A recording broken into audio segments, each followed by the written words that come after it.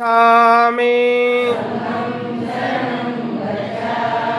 द्वितीयंपि बुद्धं शरणं गच्छामि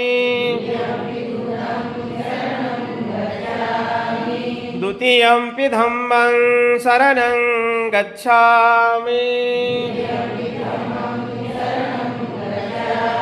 द्वितीयंपि संघं शरणं गच्छामि तृतीयंपि बुद्धं शरणं गच्छामि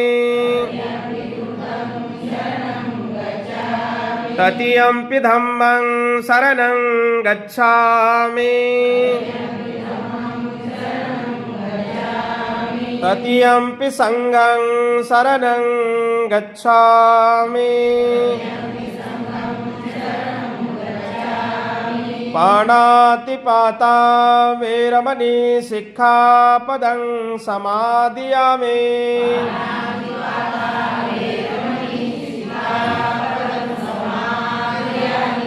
अदिन्नदाना वेरमणि सिक्खापदं समादियामि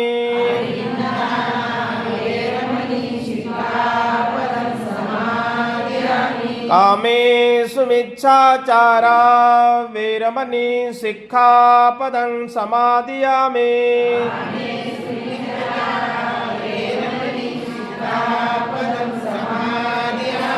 मुसावादा वेरमणि सिक्खापदं समादियामि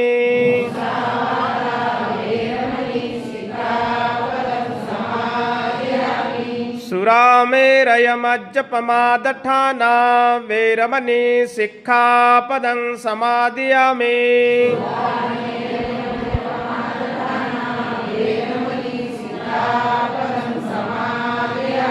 त्रिशरणेन सदिं पंचशीलं धम्मं साधुकं सुरक्षितं कत्वापमादेन सम्पादेथ साधु साधु साधु बुद्धं नमामि धम्मं नमामि संघं नमामि। महाकारुणिक तथागत भगवान बुद्ध महामानव बोधिसत्व डॉक्टर बाबासाहेब आंबेडकर श्रद्धासंपन्न या धम्मसहलीतील श्रद्धावान बौद्ध उपासक उपासिका माता भगिनी बांधवांनो,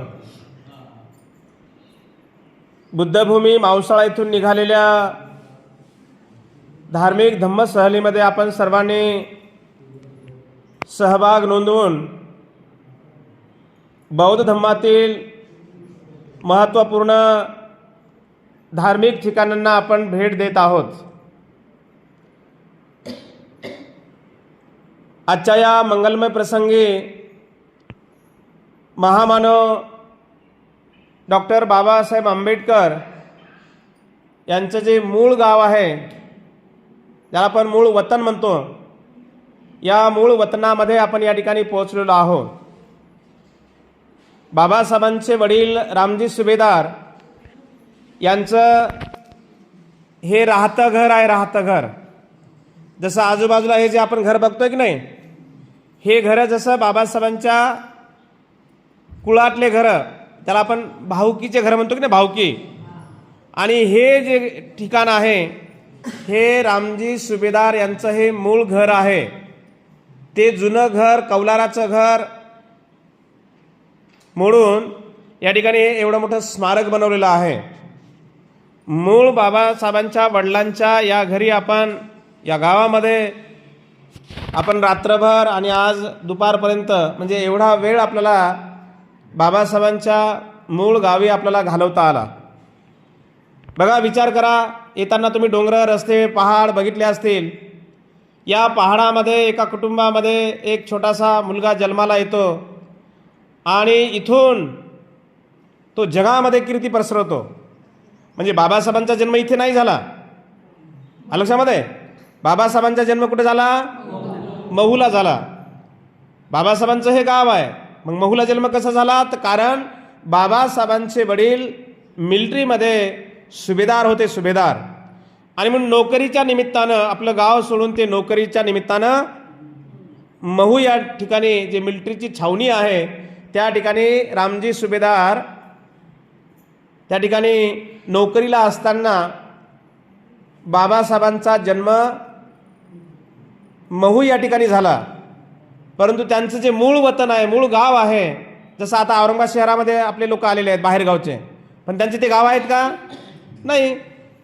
कुठलं तरी एखादं खेडगाव आहे, परंतु कामानिमित्तानं, पोट भरण्यासाठी म्हणा, नोकरीच्या निमित्तानं म्हणा, ते शहरामध्ये आले. ते शहरामध्ये आले म्हणजे शहरातले झाले का ते? नाही. पण त्यांचं मूळ वतन कुठंतरी आहे.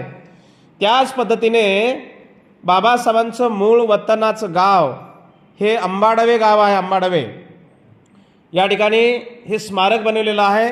या स्मारकामध्ये अतिशय सुंदर ही भगवंताची मूर्ती, बाबासाहेबांची मूर्ती, आणि बाजूलाच माता रमाई यांचं त्या ठिकाणी फोटो स्थापित केलेला आहे. आणि इथे बाजूला पाठीमागे बाबासाहेबांच्या अस्थिकलश आहे. त्या अस्थिकलशाचं आपण अभिवादन करायचं आहे, वंदन करायचं आहे.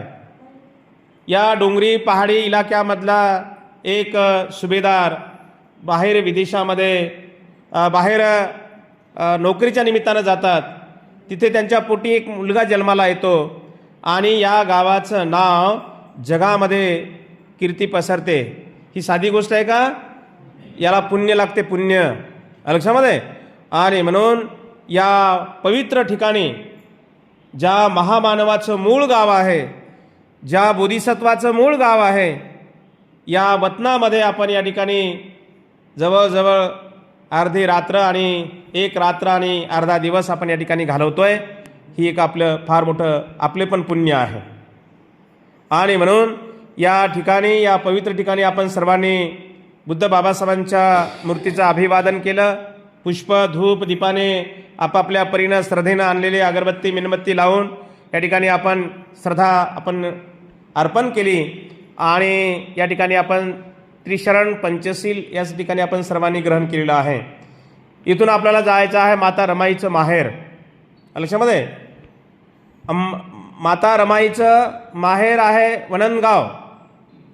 जेवण झालं का, आपलं भोजन झालं का, लगे आपण माता रमाईच्या माहेराला पोहोचणार आहोत. लक्षामध्ये. तर अशा पद्धतीने या पवित्र स्थळी आपण सर्वांनी बुद्ध पूजापाठ व त्रिशरण पंचशील या ठिकाणी आपण सर्वांनी ग्रहण केलेलं आहे. तर मला वाटतं आपल्या धम्मसहलीमध्ये सहभागी झालेले श्रद्धावान बौद्ध उपासक बीबीवरून आलेले, त्यांचं एक भीमाई महिला मंडळ आहे. त्या भीमाई महिला मंडळाचे काही सदस्य या धम्मसहलीमध्ये सहभागी झालेले आहेत. आणि म्हणून त्यांनी या ठिकाणी तबला पेटी आणलेला आहे. या ठिकाणी बुद्ध बाबासाहेबांचं गीत सुंदर असं या ठिकाणी एक दोन गीत सादर करणार आहेत. ते गीत आपण सर्वांनी श्रवण करावं, ग्रहण करावं. आणि त्यानंतर गीताचा कार्यक्रम झाल्यानंतर या ठिकाणी बाजूला बाबासाहेबांच्या अस्थी आहेत. बाबासाहेबांचा अस्थिकलश आहे, चांदीच्या पात्रामध्ये ठेवलेल्या आहेत त्या अस्थी. तर त्या अस्थींचं अभिवादन करायचं आहे आपण सर्वांनी. मी सर्व गायक मंडळींना सूचना करतो, आपल्यापैकी कुणाला जर म्हणायचं असेल तर म्हणू शकता. असं नाही की बाबा त्यांनीच म्हणायची की त्यांना भंतीची म्हणू लागली, बाबा भंती त्यांनाच आहे की नाही. तर ज्यांना कुणाला बोलायचं आहे, जसं आमच्या सपना मॅडम आहेत त्या पण बोलणार आहेत. खूप छान गीत आहे त्यांचं, एक प्रसिद्ध गाणं आहे त्यांचं अलगमध्ये. त्याच्यानंतर आमच्या मघाडीताई पण या ठिकाणी गीत बोलणार आहेत. आमच्या संगीताताई पगारे ह्यात सुद्धा या ठिकाणी गीत बोलणार आहेत. तिकडं रीना जोगदंडे हे पण खूप छान गीत बोलणार आहेत या ठिकाणी. तर प्रत्येकाला ज्यांना आपल्याला गीत बोलता येते त्यांनी बोलायचं आहे. आपला हा प्रवास सुखाचा आणि समाधानाचा जाओ. एकमेकांवर चिडचिड करायची नाही. आपला 2 दिवसाचा प्रवास आहे, पण एखाद्या ठिकाणी जर नाव निघालं तर आम्ही गावचे पाहुणे बा आपल्या घालायला सुरुवात झाली बा, असं काय प्रवासाची पद्धत असती काय, असं कोणी काही म्हणायला नको. किंवा आपल्या गावातून दुसऱ्या गावात एखाद्याची बदनामी घेऊन जायचं हे कर्तव्य आपलं नाही. कारण आपण शुभ मंगल कार्यालयासाठी आपले जे पिढ्यानपिढीपासूनचे हाल शोषण करत होतो आपण, ते दूर करणारे डॉक्टर बाबासाहेब आंबेडकर आपले पिता तुल्य आपल्यापासूनच्या अगोदरच्या पिढीपासूनचे आपले पिता तुल्य असलेले आणि आपल्याला माणसाला माणसासारखं जीवन जगण्याचे हक्क मिळवून देणारे बोधिसत्व परमपूज्य डॉक्टर बाबासाहेब आंबेडकर यांच्या पुण्यभूमीला म्हणजे जन्मभूमीला आपण आलो आहोत। या ठिकाणी परत जाताना आपण सगळ्यांनी एकमेकांचा निरोप आनंदानेच घ्यायचा। गाडी जागेबद्दल किंवा आणखी एखाद्या कारणाबद्दल एकमेकीची कुरकुर झाली असेल त्यांनी ती विसरून जावं अशी मी सगळ्यांना विनंती करतो। आणि जास्त वेळ न घेता मी या ठिकाणी ज्यांना कोणाला गायनाची इच्छा असेल, कोणी म्हणू शकतात, भजन म्हणू शकतात, गीत गाऊ शकतात, अशांना सगळ्यांना या ठिकाणी मुभा आहे। इच्छा असेल त्यांनी या ठिकाणी आपलं मत व्यक्त करायचं आणि आपली इच्छा पूर्ण करून घ्यायची। एवढं बोलून आम्ही आमच्या कार्यक्रमाला सुरुवात करतो। धन्यवाद। साधू साधू साधू।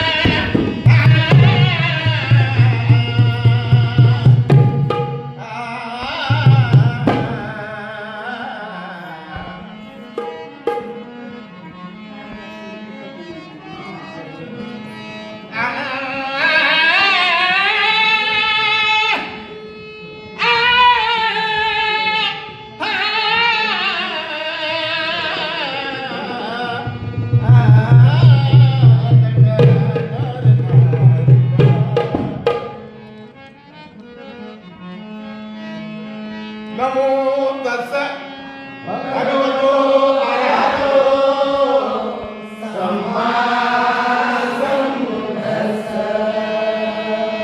बुद्धं शरणं गच्छामि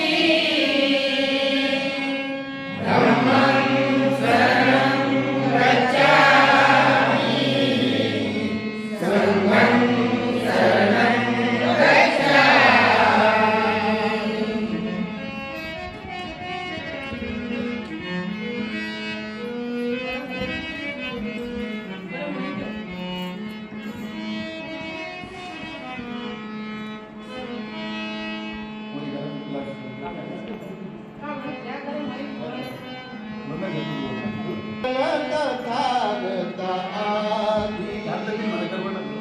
तुझ वंदन तथागत आदी